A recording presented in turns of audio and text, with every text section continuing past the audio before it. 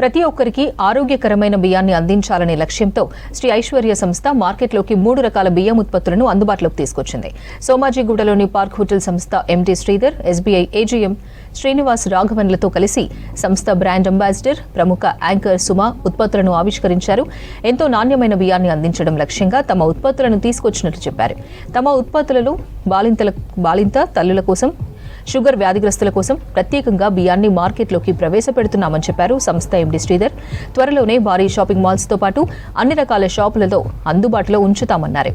E commerce website ద్వారా కూడా తమ ఉత్పత్తులను కొనుగోలు చేయవచ్చని తెలిపారు నిర్వాహకులు.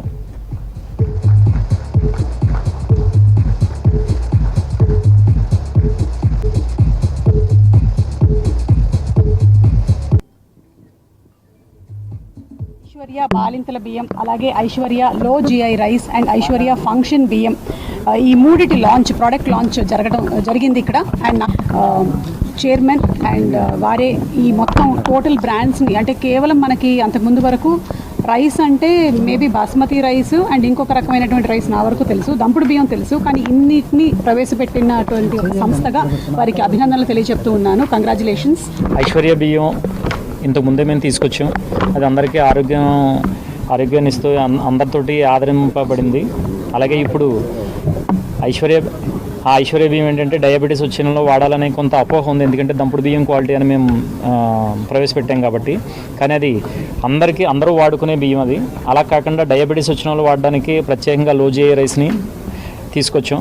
లో జిఐ రైస్ అంటే జిఐ లెవెల్స్ తక్కువగా ఉన్న రైస్ని వాడడం వల్ల డయాబెటీస్ని కంట్రోల్ చేయడమే కాకుండా క్యాన్సర్, అలాగే ఒంటి నొప్పులు, గ్యాస్ట్రిక్ ట్రబుల్స్ నుంచి నివారించడంలో సహాయపడుతుంది. ఇప్పుడు ఈ మధ్యన అందరూ వైద్యులు కూడా లో జిఐ ఫుడ్ని వాడాలని చెప్తున్నారు. అటువంటి లో జిఐ ఫుడ్ని మన లో జిఐ రైస్లో తీసుకొచ్చి ఐశ్వర్య లో జిఐ రైస్ని తీసుకురావడం జరిగింది. ఇది డయాబెటీస్ వచ్చిన వాళ్ళు కూడా సంతృప్తికరంగా అన్నం తినడానికి ఉపయోగపడుతుందని, వాళ్ళు హ్యాపీగా ఉండొచ్చు అని చెప్పేసి ఈ డయాబెటీస్ కంట్రోల్ చేయడంలో ఇది సహాయకారిగా ఉంటుందని మేము ఆశిస్తున్నాం.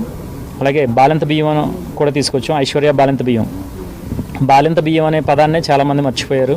అది ఎప్పుడో 15-20 సంవత్సరాల క్రితం నేను నా చిన్నప్పుడు కూడా చూశాను. ఎంతోమంది పాత బియ్యం, పురటాల బియ్యం ఉన్నాయా అని చెప్పేసి అడిగి ఎక్కడుంటే అక్కడ వెతుక్కుని వెళ్ళి తెచ్చి వాళ్ళ ఇంట్లో ఉన్న బాలింతలతో వాడించేవారు.